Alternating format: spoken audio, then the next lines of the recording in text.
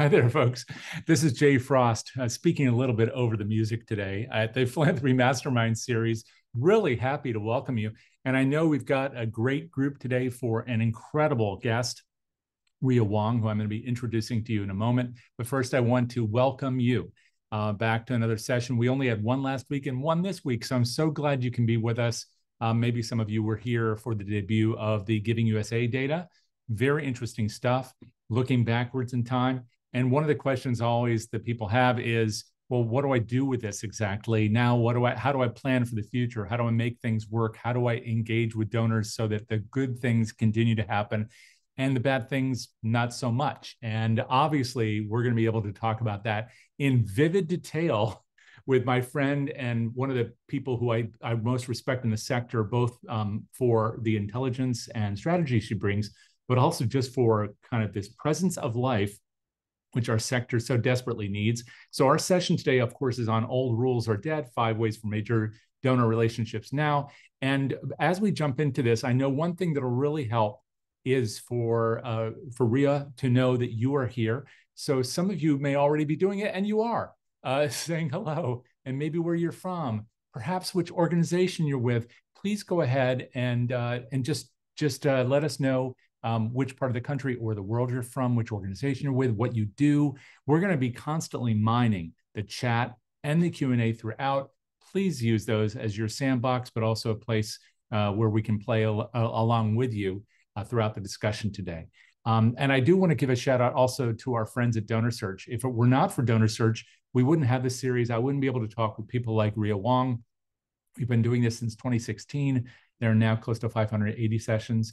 And many of those, at least in the last 2 years, are recorded and available for you over on the DonorSearch site at donorsearch.net under the resources tab. We won't be talking about DonorSearch otherwise today, but unless our guest chooses to mention them for some reason. But that isn't a lack of affection. If you want to learn anything more about their work, or for that matter, about your donors, who I hope you care about a great deal, you can do that by, again, checking out the services at donorsearch.net. But with that, I want to jump right in. Ria, thank you so much for hanging out today. It's great to see Jay, it is always such a pleasure and it's such a kind introduction. I feel the same way about you. So right back at you. And I'm excited to be with everyone here today. I'm looking at the chat. I actually went to McGill, so I have fond memories of Montreal. I am actually in Brooklyn, New York currently. So NYC Public Schools, I see you. I'm originally from San Francisco, so the West Coast has my heart. I'm excited to talk about donors and major gift donors. And actually, one thing that would be super helpful for me is, can you put in the chat any burning questions that you have about major donors? Because I want to make sure that we can try to get to as many as we can. Does that work? Absolutely. And while you're doing that, Ria, for those who don't know much about you, besides the fact now that you went to McGill and that you live in Brooklyn, rather than my reading a bio, can you talk a little bit about your journey from especially executive director at Breakthrough to what you're doing today? Yes, yes. I'd love to. So I was a 26-year-old ED, which looking back now is ridiculous. But anyway, there it is. My first two Google searches on the job were, what does an ED do? And how do you fundraise? Because, at 26, I knew everything, right? But I was like, Google's going to be my friend here. So over the course of 12 years running my educational nonprofit, we grew the organization to 250K a year to just a little under 3 million a year in private funds. And of the 3 million, my numbers are a little shaky here, but like 68-ish% were private individuals. And so what I'm very bullish on, and it's reflected in the Giving USA numbers, is if you don't have an individual gift strategy, you're leaving a lot of money on the table, because we know that it's what 74%, 72% of all giving nationally yearly. And I don't know, I'm a low-hanging fruit kind of a girl. If there's if there's money there, I'm going to take it. So the other thing that I want to say at the beginning of this conversation is I think that we need to make a clear distinction here between annual gift donors and major donors. So major donors can vary, right? What's a major donor to a small grassroots nonprofit is different than a major donor to the Met Museum, obviously. But generally speaking, I think of it as the top 10% of your giving. And I'm sure if you look at your portfolio, I'm not even going to say 80/20. I'm going to say probably 10% of your donors are responsible for 90% of your budget. So I'm talking about that top 10%, which is not to say that your other donors should not receive love and attention. They absolutely should, but it's really the top 10% that will move the needle. And so the distinction I want to make here is that the strategy that we employ for annual donations, like the small dollar Giving Tuesday annual donations, that you do with your end of your appeal is different than what I think about with major donors, because major donors, it's a more customized, individualized process. It is a highly considered gift, right? So if I'm giving $100 versus if I'm giving $100,000, there are different levels of consideration. The timeline might be different. It's easy for me to give $100. If I'm giving a significant 6, 7, 8-figure gift, I'm gonna have to think about it, right? So we have to think that it's going to take about, in general, 18 months from start to finish for a major gift versus a small dollar gift, which, you can close in like your 2-month and a half giving campaign. So I think that's a really interesting distinction. Riaz, you're talking about that, and I know we're going to probably dive into some of the questions coming up already. But as you're doing that, you're defining major donors. But are you talking from 0 to 60 in 18 to 2 years, or are you talking about people who are already kind of with you in those sustaining gifts and then starting to develop a really robust relationship so that then you have that time window of a year and a half to 2 years to invite them to do something really more substantial? Yeah, it's a good question. I mean, the short answer is it depends. And I say this because, and this will get into my 5 myths. The majority of the ways in which we have been taught to fundraise just don't work in 2024. And what I mean by that is, I don't know about you, Jay, but I came up through the school of like, well, you have a plan and then you set out X number of, visits or whatever. And then after a certain number of visits, 2 or 3 visits, like you do the solicitation. And then once you do that, like we have a moves management calendar. And I don't know about you, Jay, but like the moves management calendar never worked for me. I was like, there's no world in which my donors move through a predictable and sequential linear journey. It's like it's all over the place. I've gotten gifts, like 5-figure gifts out of nowhere. There are other people that I have been talking to for years who never give above $100, right? So I'm like, what gives here? And what gives here is that we really need to understand that we are not in control of the process.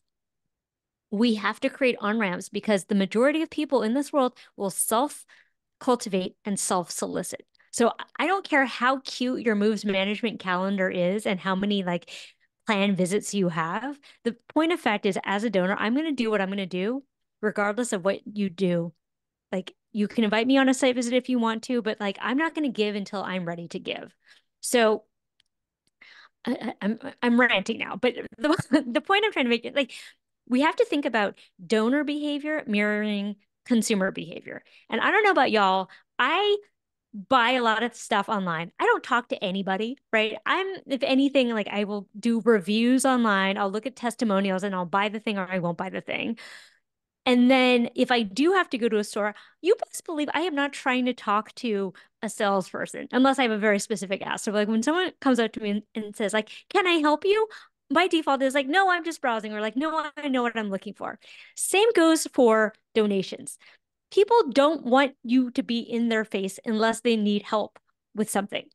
So I think this idea of like we can like kind of irritate our way into a gift doesn't work. We have to make ourselves available for when people want to talk to us. Self-cultivate and self-solicit, Sarah. Self-cultivate and self-solicit, which basically means that people are going to be on their own pathway no matter what you do. So our goal here, so that's my first point. Moves management is dead. Now, that doesn't mean that I don't think that you should have pathways for people. Like you should have a menu, you should have options of like how people can engage with you. That makes perfect sense. When we are talking about major gift fundraising, the mistake that I see people make all the time is that they identify people, right? Like, oh, my Aunt Sally's rich, Oprah's rich. Like we have this world of people and prospects that we could potentially talk to. Now, first of all, I think we need to look at our identification, which is, I think about it along sort of 4 different metrics, right? Do they have capacity to give?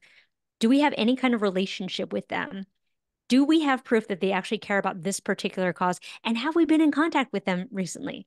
And I love a dating analogy, right? You're much more likely to go on a date that you with someone you talked to last week than you are with someone who talked to you 3 months ago. So those are the 4 filters that I want you to look at through your prospect list. Now, here is the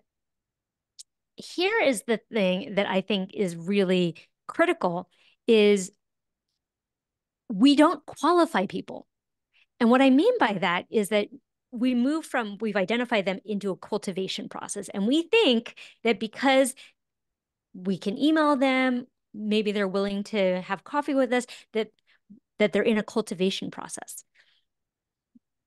The problem with that is that then we often continue to cultivate a relationship, but we're never clear with them about what our intention is, where we're going, why we're going there. What is the velocity at which they've determined that they can give a gift. And so when I think about the step that a lot of us miss, and I missed it too, is we need to qualify people. And by qualify people, we need to understand who are they, what do they care about, and are they agreeing to go on this journey with us? Because I've been in a situation where I didn't let people know that they were on this journey. And so I would just have coffee with them. And eventually they were like, well, I guess Ria just likes to have coffee with me. And I was like, well, now it's weird. I can't ask them because now they think we're friends. But if I had actually on the front end qualified them and invited them on the journey and had them, I like to think about consent. If they had consented to be on this journey with me, then it's not weird by the time I put a proposal in front of them for solicitation because they have agreed on the front end that this is what we're going to do. It's like going on a date with someone and being like, look, what are you in? Are you just looking to have fun or are you looking for a serious relationship? It's fine either way, but just tell me what journey I'm on. So anyway, I'm ranting and raving. Let me pause here. And by the way, folks, keep the questions and comments coming. We really will harvest all those. So we're not ignoring you. We just want to make sure that Ria has a chance to talk through some of these things, and then we're going to grab these. But I had a couple of questions here. Yeah. So the first on the moves management in practice, and then on consent, because I love both of those ideas. But one of the things that, in fact, somebody mentioned in the chat was about, well, does moves management apply in certain contexts, let's say a campaign? But let me put a finer point on that, which is, are you saying that building a strategy across all your donors is the problem, or are you saying that you don't even work on a strategy for individual donors? This strategy, where does strategy apply, if anywhere? So what I'm saying is that we can't assume that one strategy will apply to all. So when we are thinking about moves, I'm going to stop saying moves management because I hate it. When we're thinking about our donor's journey, on the front end, it is a bespoke collaborative effort. So I say to you, Jay, here's what I'd like to do. I'd like us to go on this donor journey together. I'm going to put a plan in front of you. And this plan could look, and by the way, I'm also going to ask you, what's high value for you, Jay? Because just because I think you'll love a site visit doesn't mean you're going to love a site visit, right? Just because you think, because I think that you might like our newsletters doesn't mean that you're going to like my newsletters, right? So I get to ask you, Jay, what are the high value things for you? Do you want our newsletter? Do you want to go to site visits? Do you want to have coffee with our board members? Do you want to meet our recipients? I don't know what you'll like. And then we calendar it out and I put a proposal in front of you and say, okay, Jay, here's what our plan looks like. And at the end of this plan, I'm going to put a proposal in front of you for a donation, but that won't happen until we go through this plan and you tell me that you're ready to do it. And by the way, you can opt out of this plan at any point. How does that sound to you, right? As a donor, you are in control. And I'm sure it feels great to be like, oh, I get to decide what journey I want to be on. I get to decide what activities I want to be in. I'm going to know ahead of time. Hey, actually, September's not good for me. So could we move this activity to this other date? Fantastic. And then when it comes time for solicitation, I say to you, Jay, we've gotten an opportunity to get to know each other. You understand what we're doing. You trust me. You trust our work. Is now the time for us to talk about a donation? I also really believe in you ask permission to ask, because it goes back to this idea of trust. I if I truly am investing in this relationship of trust, I'm not trying to surprise you. Right. I'm letting you be in control of each step of the way, but I'm also going to be super transparent about where we're going. Like, I'm not necessarily hanging out with you because I like you and we're buddies. Like, my job is to be a fundraiser. And my job, by the way, is also to help you as a donor to achieve the impact that you want to achieve. So, how do I position myself as a guide to your dreams and desires as a donor versus an extractor of resources? I don't know if I answered your question. Please pull me You back did. in if I need to. I think you answered both, because I was with the consent comment. What I was going to ask is, how do you make sure that you're transparent initially in these meetings so that people know that, oh, this is what we're going to do together in terms of building a plan and then laying that out? And so one follow-up question on that is, do you have instances where you do try to lay that out and they say, no, I'm not interested? Sort of like you said with a dating analogy, some people just want to have fun, some people want a serious relationship. So does that planning process, once you've been transparent about it, how have you been able to adapt it if the person's level of interest is more modest or it's going to take more time? I mean, it's such a good question. I'm just glad they told me, right? Like, just tell me what, and when you get a no, that's an opportunity to lean in. Is it no because the timing doesn't work? Is it no because the project is not of interest? Is it no just because this isn't their thing?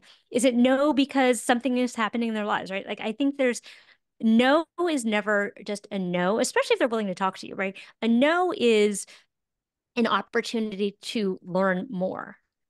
And look, it could well be that someone says, "Hey, Jay, I love what you do, but this is not my top priority.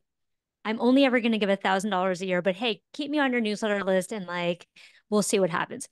Thank you for telling me, because Yeah, then I stop hoping. Like, I stop. right. It's like, trying to date someone who doesn't really want to date you, but you just like keep hanging around, like hoping they'll change their mind. You're like, listen, life is too short. You have to date the people who want to date you. And anyway, so all to say that, like, I think this also goes to abundance mindset. I think we are so afraid to have the conversation because we're afraid it's going to be a no, and we're afraid it's like the last person I'm ever going to talk to, that we never actually have the conversation. And then it's weird.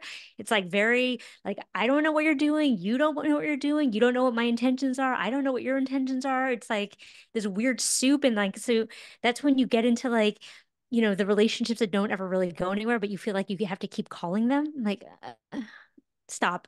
Life is too short for that.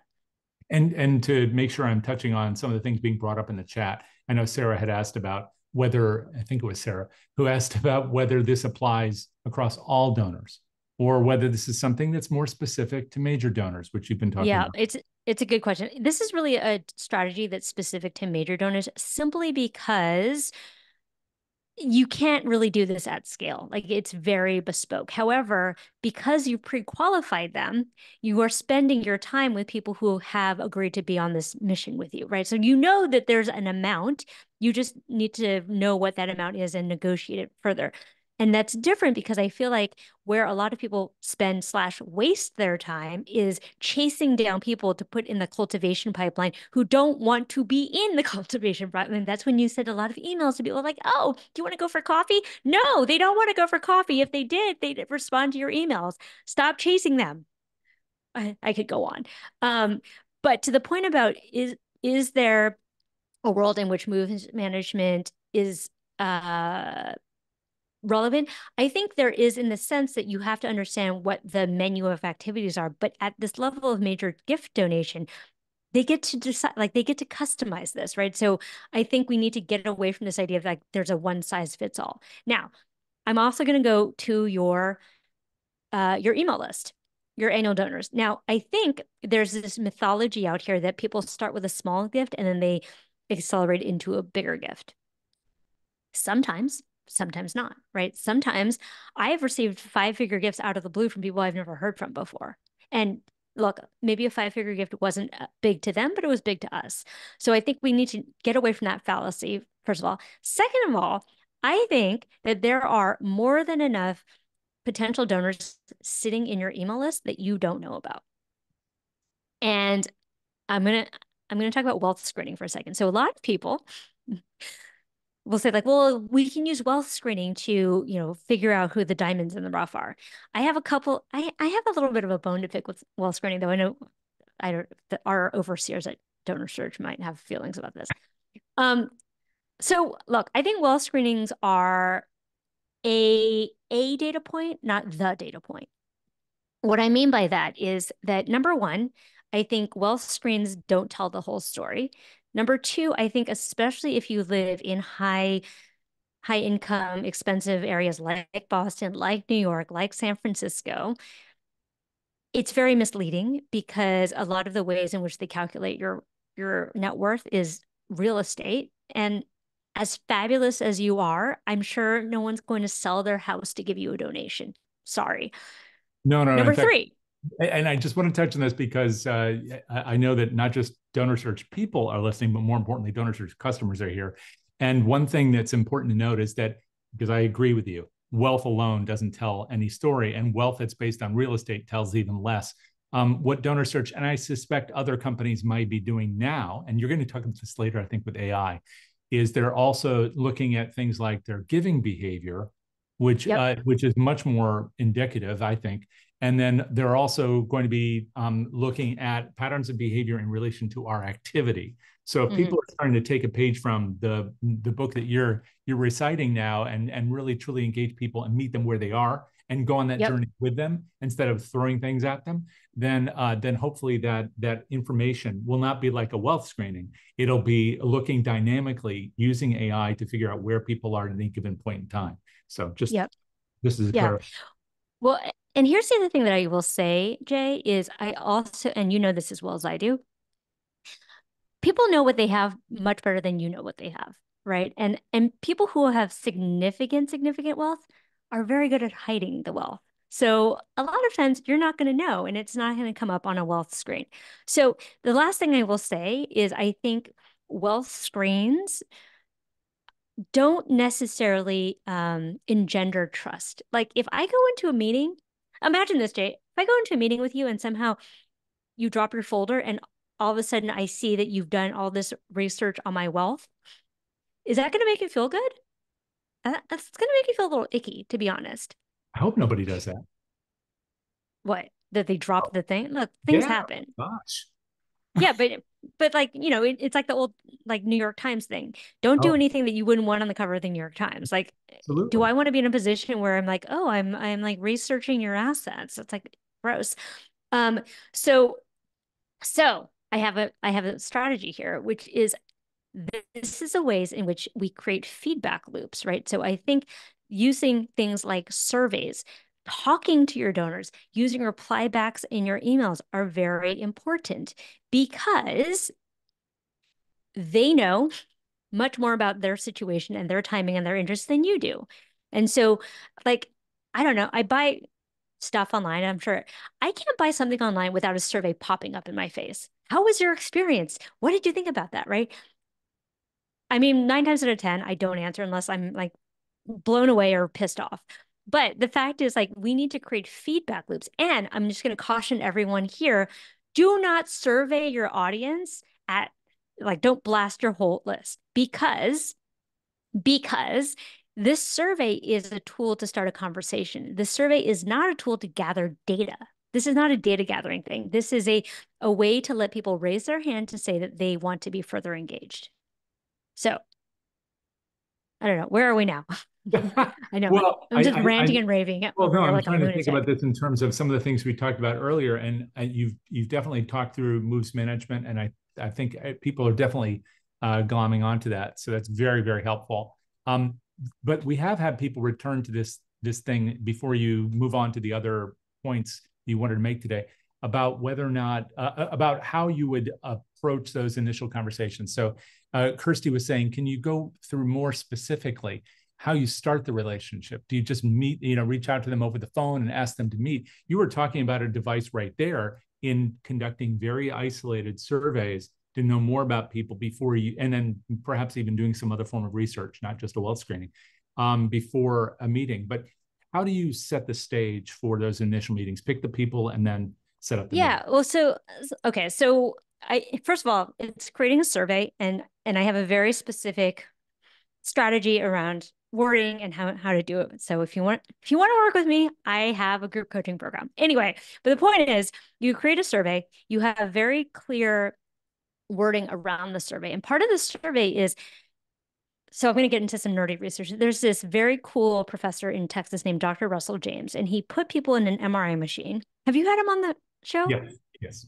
Fantastic. Love the guy. Anyway, he put people in an MRI machine, and he scanned their brain, and he scanned the brain while they were talking about business and then philanthropy. Mm-hmm. And what's interesting is different parts of the brain light up with different topics. So you think about philanthropy in a different part of the brain than you think about business. That is relevant because the way people think about your philanthropy is the same way that they think about family, or the way that they think about love. So the response rate is generally higher than the industry average. So I don't know what the industry average is for surveys, but statistically for nonprofits, it's about a 5% return rate. You send out the survey and you make it about the donor. So again, you are trying to be the guide, not the hero. We're sending you the survey so that we can help you to receive the information and the interactions that you would like from our organization, right? So now I'm like, okay, I have a vested interest in this. I send out a survey. I reach out via emails. I reach out via DMs. Like, there's so many ways to reach donor. Like, ask Act Blue. They're all over my situation about how to reach me. Anyway, the thing that I want to be really clear here about is that you need to be clear with people about the intention. Now, a lot of us, myself included, have been on the receiving end of bad fundraising. I get a call that says, I want to have coffee. What you really mean is that you're going to spring a solicitation on me. P.S. That's why people aren't returning your phone calls. They think that you are going to ask them for money before they are ready. So in this conversation, or in the email, or in the DM, or whatever you do, you say to them, this is, I'm trying to get to know the donors. I'm gathering research. This is not a solicitation. And then you actually have to make good. And I know a lot of us have been trained, you always have to do the ask. Please don't. Unless they invite it, unless they say something like, how can I help? What can I do? What's the next step? That is an invitation. Unless you hear that, you are not allowed to solicit on the first date. That's like asking someone to marry you after one date. It's very weird.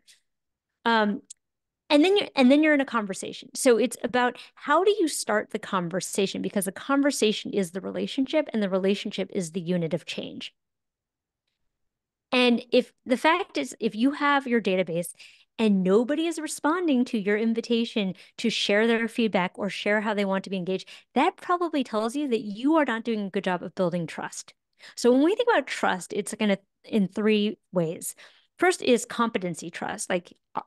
Am I good at what I say that I'm good at, right? And we're really good at that as a sector. We talk about, the puppies and the success stories and the data points, like that. We're fine at that. The other two trusts that we're not so good at is community trust. Does somebody that I trust say that they trust you? And this is where referrals come into play. This is where your board members come into play, right? How many of us have given just because a friend of ours has asked us to give? I've given to a bunch of stuff. I didn't know anything about them. It wasn't really my cause, but look, I love my friend. I'll give, right? I talk about this all the time. My brother, I don't have kids. My brother has 3, and I give every year to their preschool. Why do I give to the preschool? I don't have preschool kids because my brother asked me to. So that's community trust. And then the third trust is caring trust. Do you care about me as a person? And so often in the sector, we think that the gift, closing the gift, is the end. We're like, got it. I'm good. We're done. In the mind of the donor, that is the beginning of the relationship. And so we need to change our perspective, our orientation to thinking about the long-term relationship with the donor. And oftentimes, and I know you've seen this as well, Jay, people will give a first gift as a test gift to see what you do with it. How do you treat me? And here I'm going to plug a book called Unreasonable Hospitality by Will Guidara. The art of giving more than people expect. Because when you make people feel special. It's like Oprah, no, it wasn't Oprah. It was Maya Angelou said, people will forget what you say, they'll forget what you did, but they'll never forget the way you made them feel. Okay, let me pause here. I, I feel like I just need to like stop ranting and raving. It's hard, Jay. You just quoted Dr. Maya Angelou. I think that's a perfect place to take a quick pause so people can digest that. But we did have a question from Karun a little bit ago. I hope I've pronounced your name correctly, saying, how does this apply to existing donors that you'd like to see donate more? I think you are kind of getting to that, but I wanted to Yes. make sure I put a fine point on it so you could, just tackle it directly. So, Karun, I would say this is the perfect opportunity to get to know your donors. So often, we don't know our donors. We think we know them, but we don't know truly who they are, why they give, what is their reason and their purpose. And so, for those of you who are out here thinking, like, I have donors that I know that I want to upgrade, before you are allowed to upgrade, you need to learn who they are. Because what we're really talking about here is we're moving away from the attention economy, right? Like we're all just like screaming at each other and we want attention to the intimacy economy. We want something bespoke. We want to feel special. We want to feel like we're on our own special journey. Like the truth of the matter is we are all the heroes of our own personal movies. The mistake that I think we make a lot is we talk about our nonprofit or we talk about, the people that we help as the heroes of the story. We need to make the heroes of this, our donors, the heroes of the stories, and we are the guide through which they get to achieve the victory that they want. Like we all think of ourselves as, our own like Luke Skywalkers. We need to be the Yodas to the donor story because we give for reasons, right? I give because I tell myself that I am the kind of person who cleans oceans. I tell myself that I'm the kind of person that cares about legacy. I tell myself I'm the kind of person that wants to preserve the environment for future generations. Anybody who helps me to further my story of who I tell myself that I am is going to be the person who I'm going to invest in. Not the person who tells me how great they are. It's the person who helps me to be the greatness that I want to be. There was someone who was asking in the chat about something very specific, but maybe it gets to the heart of what you're talking about. There are people who have been lapsed for a long time. In this case, in Cynthia's example, it's lapsed for years. Families of high school alumni whose children have gone into college and professions. And I've heard this before, Cynthia, about, they've been gone for a long time and they had a specific relationship with us. And now perhaps they have other relationships they built after that time. And so it's not just this trust of care that you were talking about, Ria, but also they might have this sedimentary nature of life that they went through high school, then they went through college, and then they had graduate school, and now they have a profession. So are there ways through this whole process that you're describing, Ria, where we can help people to unearth these memories that make us who we are, so we can see whether or not for them that this is a part of that hero's journey that they're on, and we can help them to be on it, even if it's very far in the past? Yeah, look, I think so. Two things, and again, I would have to know the specifics of Cynthia's question to give really good advice. But I mean, the first is I'm just a big fan of like leaning into the fire. Like, just send an email. Hey, we did not do a good job of stewarding. Like, our bad, right? I feel like we just need to acknowledge it. Um, actually, what's his name? Chris Voss has a great thing about accusation audits. Like, we're terrible. We did not do a good job. We didn't tell you what we did with your money. Like, and we are sorry for that.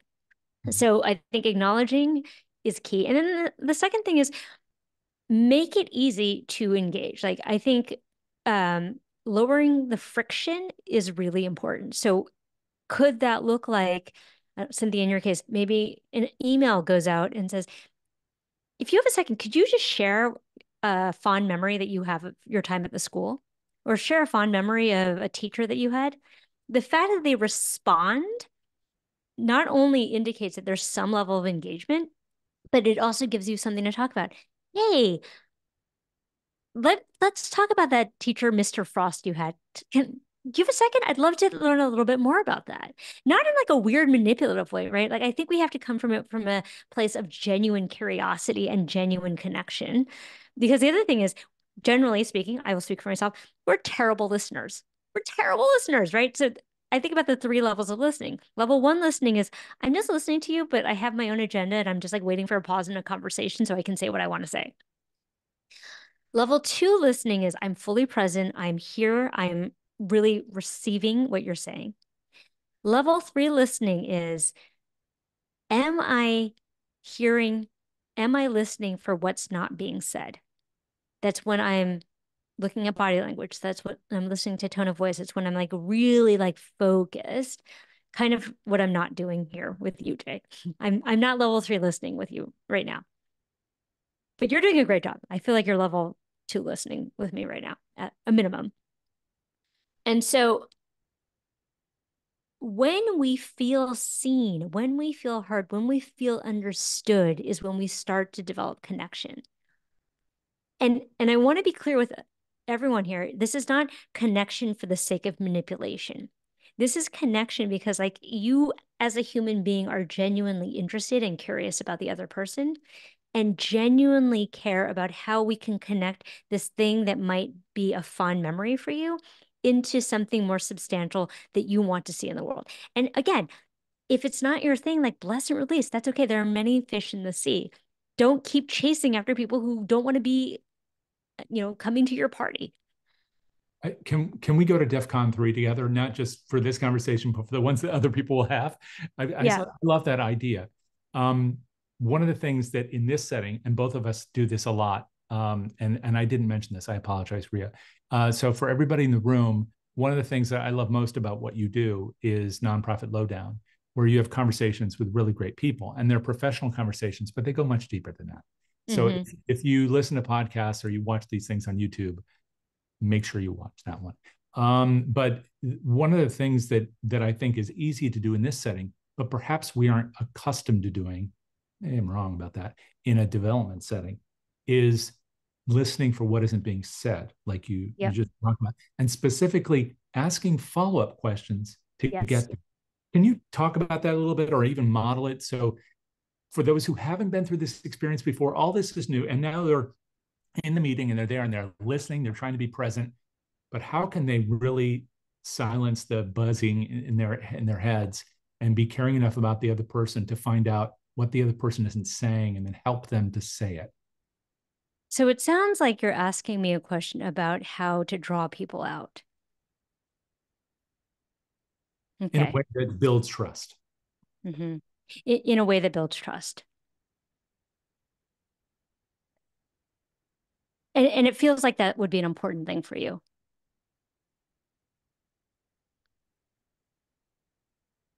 Yes, it is important to me Why would that be important for you, Jay? because I think that's where people start to be real. That's where They we start to start be talking real. about the things that matter to us. Mm-hmm. The things that matter to us.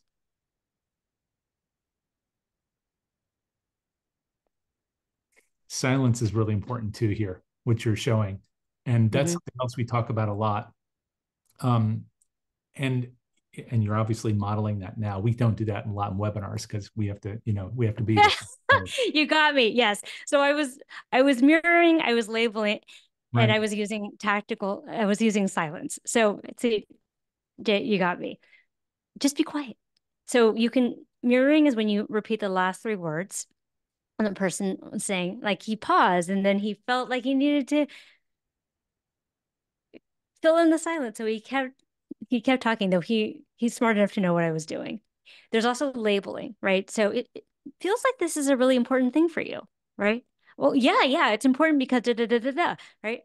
So there are very specific techniques. I really recommend reading Never Split the Difference by Chris Voss. He was an FBI hostage negotiator.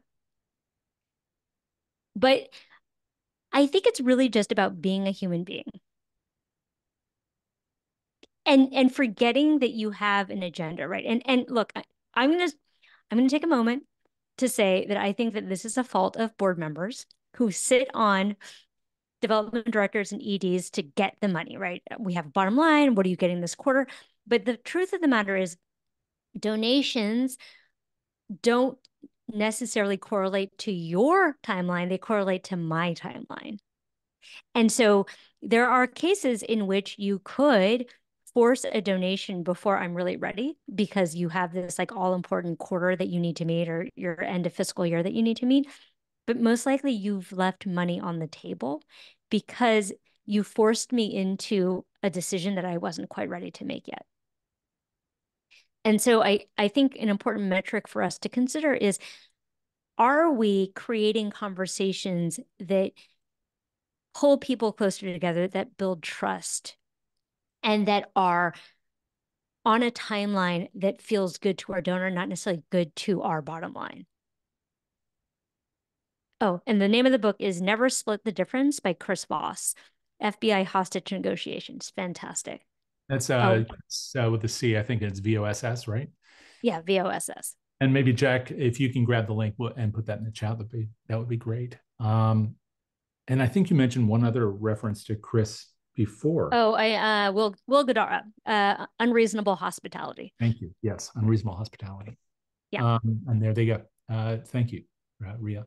I'm just going to make sure that I've learned. And so some of the things we were talking about before we started, I think you've covered them all really well. Obviously, were moves management being dead, a thing of the past, and you've given us something to replace it, obviously. Always be asking ABCs, which is true in Oh sales my and gosh, I everything. And know. that's terrible advice. And I think you explained why, but you touched on it a little bit lightly with the dilemmas of our phones. And when we were talking before we went live about, for example, ActBlue is just one of the villains in that saga. Values-based giving, trust being everything, and then being the guide, not the hero, letting the other person be the hero of the story, and us just serving as the Samwise Gamgee or something like that. Yeah. So the Yoda, if you will. Well, the right. other thing that I will say too, Jay, is I think it's really important, and we can talk about AI for a second, to talk to your donors. So what I would recommend to folks is that it's like Mike Tyson says, everyone has a plan until you get punched in the face, right? Like we all have this idea about who our donors are and why they care, but like, have you actually ever talked to them? And so I would recommend doing donor avatar interviews. So we all have in our portfolio like 2 or 3 people that we're like, man, if I had like 10 of these people, I'd be psyched. It'd be amazing, right? Talk to those people, find out who they are, where they came from, how they got into your ecosystem, what has been of value to them, what they care about, what they have loved, what they haven't loved about your organization. And then based on that, you create an avatar and you tweak your messages to speak to that avatar because, you know, as I say, like friends of a feather flock together. Like if those are the people that you want to attract, then you have to be able to speak that language, speak those types of messages in order to attract those kind of people. And so I think the mistake that a lot of us make, and I'm just ranting and raving right now, but I think in the nonprofit world, we tend to play very cautious when it comes to things like marketing and messaging and branding because we don't want to offend. Like it's very like, ooh, we don't want to be offensive. And I'm not saying that you should be offensive, but I am saying that you should have the courage of your conviction. You should have the courage to stand out. I say this a lot, which is good marketing attracts, great marketing repels. So if I end up on your website and I can't tell right away, like this is for me or this is not for me, your brand probably is not strong enough. Because here's the truth of the matter. There are 1.5 million nonprofits in this country alone, to say nothing of in the world. The thing that's going to make you stand out is brand and values. And so the more clear you can be in who you are, how you communicate, what you stand for, how you interact, the more your people can find you. If it's not clear, then I don't know how to find you. I don't know how to find my people. And so I think as I really think about the way that the world is going, like we're drowning in information. Like more information is not what I need. What I need is community. What I need is to like curate. What I need is to find my people and just kind of stick with my people.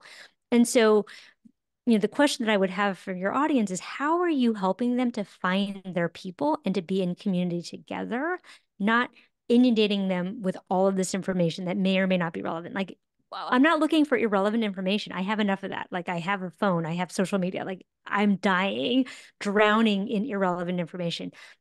How are you delivering information that is relevant and valuable to me?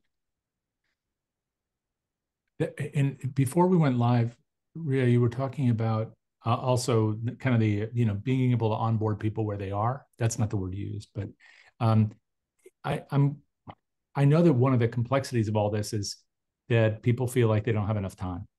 It's not just a matter of Mm-hmm. lack of resources; it's really lack of time. So let's imagine that they're doing the things they need to do, and I would love to have people answer your question too to find that out. What are they doing? But then where are they doing it is one of those other complexities, since there are so many different places where we can communicate outwardly. Um, do you have, I know it's a very vague question, but I'm wondering if you had advice on how people can streamline some of their communications so that they are able to talk to a smaller number of people who can be more highly engaged in this. We can really listen to them rather than trying to constantly bombard the world like they're Yeah. on their phones with messages. How do we, refine Yeah. that? Yeah. So a couple of different things I would say. So like this is such an interesting question, Jay, because everyone I talk to is always like, I don't have enough prospects. And then they're like, but I also have like an email list that I never communicate with. And I'm like, but those are your prospects. So I mean, when I hear I don't have enough time, what I translate that to is like, I'm not making it a priority. So you have to carve out time to do this. And I think often with fundraising, it's it's important but not urgent often. And so it falls to the bottom of the to-do list. So I would say number one, calendarize it. Like make sure you make the time to do it. And the second thing is I want you to think about um the the modes of communication. So email is obviously one, DMs are another. So like if I look at my email inbox, like I've got, you know, call it 20 unread messages. But if I look at my DMs, I have zero unread messages, right? So like this is a way to get to me. And again, you don't want to be like Act Blue, you don't want to bombard people, but how are you reaching people where they are in order to invite them into a conversation when they are ready? And a conversation that is valuable for them, not for you. So um, if I have to think about it, and look, we're all like guilty of having to feed the content beast. Think about a couple of pillar platforms. So pick one or two social media platforms that you're posting on regularly. Like consistency is better than a lot of platforms. Like if you can pick one platform, say LinkedIn happens to be my platform. I would rather that you choose one platform and post 4 times a week versus trying to post once a week on 4 different platforms, right? It's about depth, not breadth. Now, when you think about your different social media platforms and out there and whatever in the world, you have to think about all roads lead to your email list because your email list statistically is where you're going to raise the money. It's also where you're going to communicate with people. That's also where you're going to invite them on to surveys. Like the thing about email is it's very intimate. Like, so like gap.com sends me like a bajillion emails a day. And why don't I unsubscribe? Because 1 out of 10 of those is probably a good coupon, right? So when we think about sending out communications, like we have to send out rocks and pebbles. It can't just be like, we're so great, we're so great. Like you have to give me something that gives me a reason to stay on your newsletter. Now, when we think about who to send surveys to, I would start with the people who open your emails. Like that's an obvious one. People who click through your emails, that's an obvious one, right? Then go from there. And so I think it's the key here is not to get overwhelmed by the sheer number of things that you have to do or the sheer number of people that you have to communicate with. It's about being really surgically precise about who you're communicating with and why. Did that answer your question? Oh yeah, absolutely. And I know we're not here today to talk about social media, but I think all these things relate. Yeah, So for sure. I'm really glad you talked about that. By the way, while you were sharing that, Jack did also include links to a number of things, including your book. Yes, So I fantastic. don't know if you want to touch on that or tell people about the book or Yeah, people You can buy the book. It's $15. No, it's a lot of the principles that I'm teaching, though I've, you know, I have updates that I've just talked about here, but it's a good primer for people who want to get started, aren't quite sure where to start. It's pretty accessible. It's very actionable. I'm pretty proud of it. When did I publish it? About a year and a half ago. So it's still relatively fresh. Yes, and it's a great time for an office book club. Thank you, Colleen. I agree. Yeah, I love that. I've been meaning to do that here because we have a lot of authors. But if you need to get that started, yeah, it's a great read. We've touched on AI only glancingly. AI is Yes. the thing everybody's talking about in every way without ever defining what they really are using or how they're using it. But Yes. in terms of this subject, Mm. how would you, if at all, apply some of the tools and services that are available to this purpose of really engaging with people where they are and then building relationships that are real, not just scheduled out against thousands of people, but Yeah. individuals? I'm so glad you asked, Jay. I actually have a ChatGPT course. I don't know if I'm allowed to talk about that, but I have a ChatGPT course. I can put the link in the chat if folks are interested. But essentially, um, first of all, AI is changing every single day. So I did this course a couple months ago and it's already outdated because the landscape is changing. But I'm doing a really fun course in July with Allison Fine and Beth Cantor about how to use AI for what we're calling relational fundraising. But there are a number of things that you can think about for using AI. For example, number one, you can uncover the donor perspective. So like if you are having conversations with other donors, I use Fathom. You can transcribe it. You can then use AI to pull out the sentiments, the questions that they have, right? To anticipate ahead of time, how might I tweak my messages in order to address my audience. You can use AI to build donor avatars. You can use AI to develop a donor journey. You can use AI to analyze your donor data set. So if I look at my donors, I'm like, okay, what are some of the trends? Who's giving at a regular basis? Like, who are my top givers? How often do they give? You can use AI to personalize at scale. I'm not quite as familiar with the algorithms around like social media usage, but I'm sure you can also use generative AI and predictive analytics to determine like this is a person who might give at a certain time. So simple things are also automation. So for example, you can set up an automation that when someone donates, in addition to the ubiquitous email acknowledgement letter that we all get, you can set it up to one of my favorite automations is there's an automation to handwritten HANDWRITTEN. I'm not receiving any kickback from them, but you can handwrite a card to get sent to your donor. So I think that there is a lot in the world of potential automations and looking at large data sets to predict donor behavior. And we aren't talking a lot about individual products here, but it's not because we're shy about doing it. It's because there are so many in the marketplace. And as you were just saying, they're developing every single day. Yeah, We had a number of sessions on AI, so you can look for that over at the DonorSearch.net resources tab for other sessions in the Mastermind series. And we've had Beth, who is your colleague on that panel, here a couple of times, and her work is really exceptional. Um, so, fantastic. so thank you for that. As we get towards the end today, Ria, what do you have any other kind of thoughts that you want to share with folks that kind of wrap all this together so that and when they leave, they say, yeah, here are the things that I really need to start with immediately in order to make sure that these communications are real, authentic, and actionable? Yeah. And sorry, Audrey just asked a question. Is there an ethical dilemma with using AI to establish genuine human relationships in terms of donors? There's a whole other question around like the ethics of AI, but here's what I will say about AI. Let the robots robot so the humans can human. So if AI can actually reduce the busy work that it takes to actually have a human connection, I don't think that there's any ethical concern with that. And in fact, that's efficiency. Like at the end of the day, if it helps you to be human and create human connection and relationships, that is the best use of AI.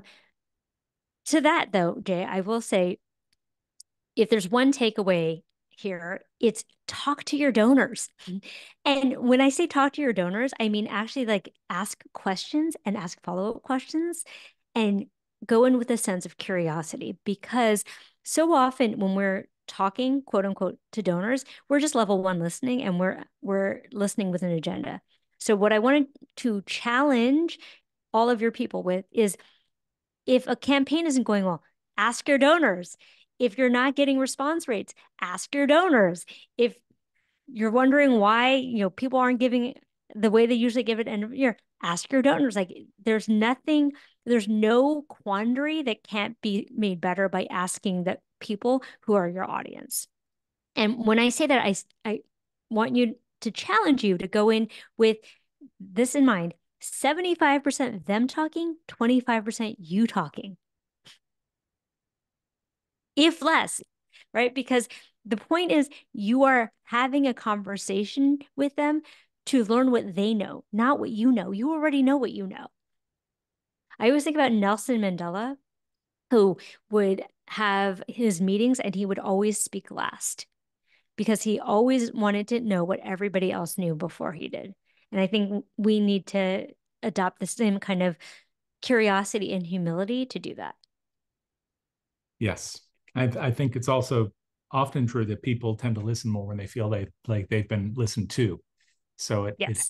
helps to let others speak their Mm-hmm. minds, which hopefully we've been able to do a little bit through the chat.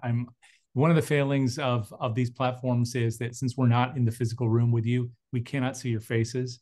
All we have is a chat. It's not the same as your voices and your faces, but I want to thank everybody for being a part of this conversation. And if people want to reach out to you again, Ria, and have another conversation, how can they do that? Um, I am available online, riawong.com. You can sign up for my newsletter. I read all my emails. I'm always happy to chat with folks, but please, if this has been helpful, like, actually, I'd love if folks could just ping me and let me know, like, what's one takeaway that they had, because I'm out here ranting and raving. So I have no idea if this was useful. So if you can give me one takeaway, that'd be immensely helpful. And Thank you you. can tell her in the chat that it was useful if you think so, which I'm sure you do. And I do. And I thank you for this. And I also want to say that this is right before July 4th, which here in the United States, most of us are, is, of course, Independence Day. It's a big holiday. So I'm grateful both to you, Ria, and to everybody in the room for hanging out with us today. And yes, and Yoda probably too in his own spirit. So we really do appreciate that. And since we aren't here on Thursday, I hope you'll keep us in mind for next week. We have a session with Tom Giddens, 4 Steps for Establishing a Planned Giving Program. That's on Tuesday. He's definitely going to dovetail with all this relationship building advice that Ria's been talking about. That's been his whole career. And then on Thursday, we have Aaron Straza talking about how to give donors something to care about, how to grow a passionate donor base. So I guess kind of taking some of the lessons that we've learned here and hopefully extrapolating that across all the rest of the people who are just waiting to be on that journey with you. So all of that is available for you, along with a recording of this session over the DonorSearch site under the resources tab. That's at donorsearch.net. And if you all would do me a favor, and that's just to take 30 seconds to fill out the little survey that's going to pop up when we close, we'd be very grateful. And it ensures that you will determine what you get to see and hear in future sessions. So until then, surveys. surveys, but we won't call you up unless you really want us to. And then, unless you should have a little button like call me. Call me. And you can always reach out to me too, Yeah. jay@donorsearch.net, or you can find me on LinkedIn, all over the place. So thank you so much, Ria. Really do appreciate you, as always. Thank you, Really Jay. I great. appreciate you. Thank you for the opportunity. Thanks, everyone. Please connect with me. Send me an email. I'm very easy to find. Probably too easy. Well, see you all soon.